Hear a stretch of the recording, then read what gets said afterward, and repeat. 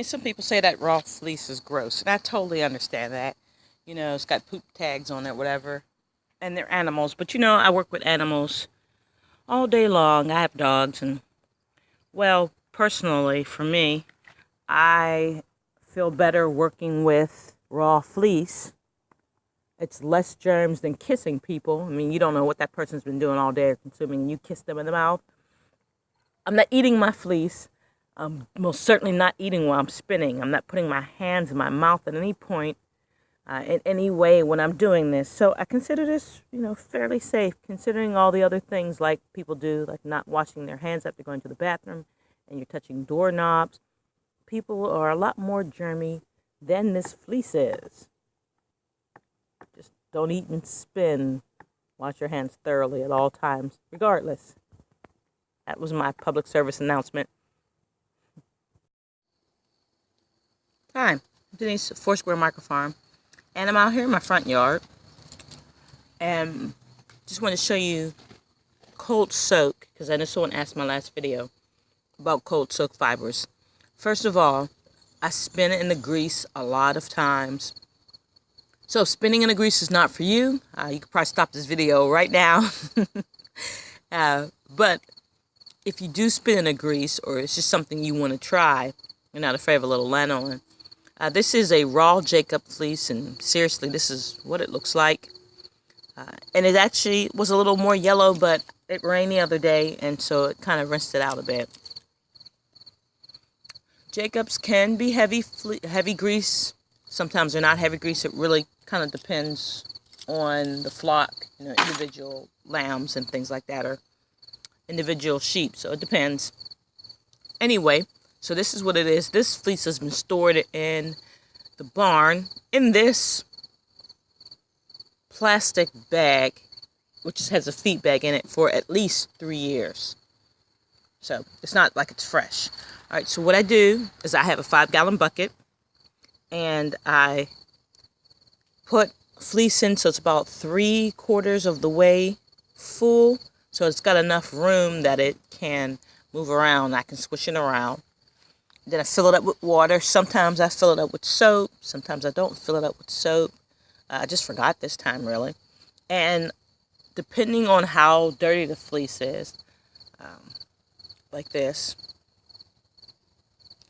I'll let it soak overnight, or sometimes even a couple days. It's never really a sew and soak. I've never done a really full sew and soak and recovered the wool from it. A lot of times, just because I'm impatient, sometimes because there's not enough lanolin in the wool for me to do a proper sew and soak. It does draw flies, and I do live in the city, so I don't really do full sew and soaks because it smells. Just never really got around to it.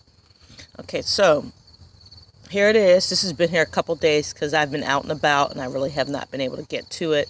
You got to watch it. It does draw flies. It's like a little mosquito there. And so I just tipped the bucket out.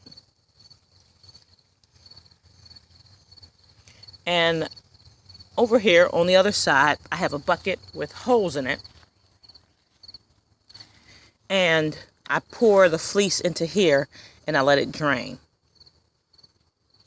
And this fleece has been draining, and it rained the other day, so the fleece is drained. But if you look at fleece, let me take some of this out.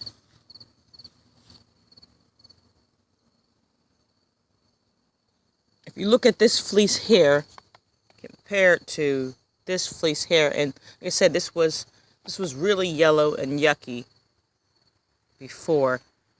You can kind of see, look how nice this piece has turned out compared to this, which was more yellow before it rained the other day. And then this over here.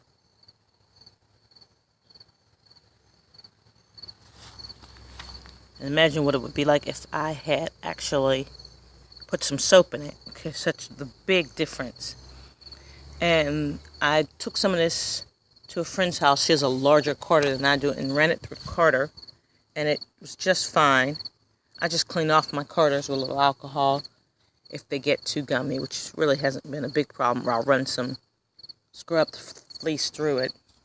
And this is actually not too bad.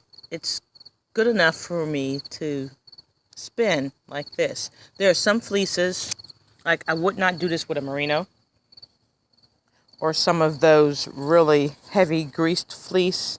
It depends. I would add some soap and do a little bit of hot rinsing with those kind of fleeces. And even still, the last batch of merino I got some from a friend, and usually I don't like merino, but this turned out really nicely. What I got from a friend, I soaked it in the hot water, rinsed it, soaked it again in the hot water, rinsed it, and it was pretty decent. So I still didn't scour. I don't really like scouring my fibers to death. They're not as nice to spin, and so, I mean, you can scour them and then use a spinning oil, but that kind of defeats the purpose to me. Why scour and then add somebody else's oil when the fleece already comes in its own oil? So mostly what it is that I spin in the grease, but I don't spin in the dirt. So this whole point of all this is to get the dirt out of the fiber, to rinse the dirt clean, rinse the body sweat, yellowing, urine, and any other stuff out of there. And then when it's nice like this, I can just flick the ends and get the rest of that out. It's not really a problem. All right, thanks a lot.